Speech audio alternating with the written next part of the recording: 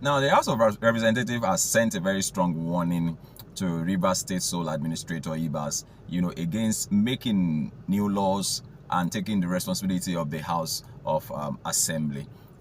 This is following plans by the Rivers State Sole Administrator, who is planning on developing the new budget for 2025 fiscal year in the state. Recall that Ibas came on board after President Bola Ahmed Tinubu declared a state of emergency, having suspended the governor, the deputy governor, and every member of the House of Assembly for an initial period of 6 months.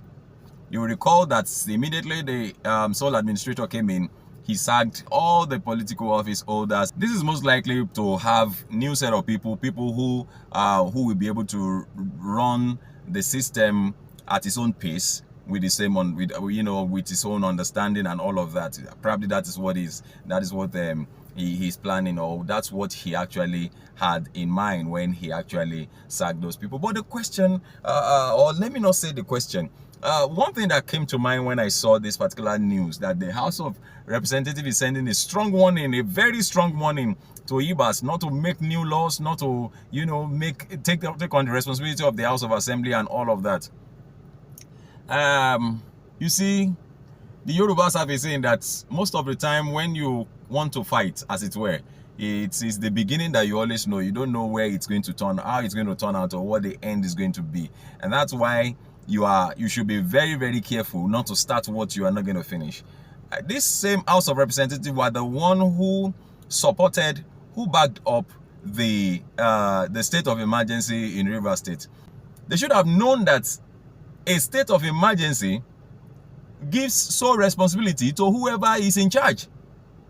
And do you expect Ibas not to have a budget with which he's going to run his own affairs? Even in our own homes, in our families, we have budgets. So even if he's going to be there for 6 months, he's going to have a budget. Now, should he go and meet the House of Assembly members who have been sacked, who are playing around in the UK, who are going around making tours around the world or in the UK? Should he go and meet them at home to help him, to people who have been suspended? I'm wondering, why would you eat your cake and still be expecting to have it at the same time? Now, Philip Agbese, the deputy speaker, had said that they are having talks, and we'll come out with a conclusion eventually, very, very soon. Haven't looked at the matter. They are beginning to become very, very sensitive to the matter. It's like this thing is getting out of hand. This man is taking over responsibility of the House of Assembly.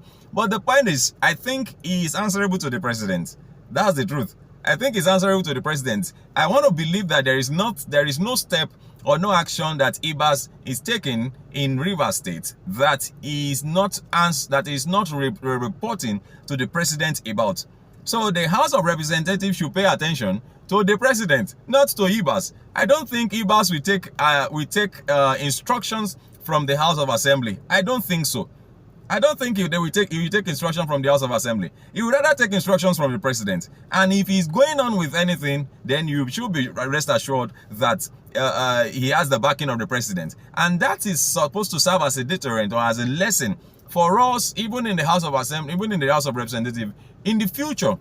I think matters like this have to be checked properly. We should look at the consequences of situations like this before concluding. We shouldn't be political about everything. It's not everything that is, this is our party, so we must support whatever the president. It's not everything the president knows now. That's why the president has uncountable advisors.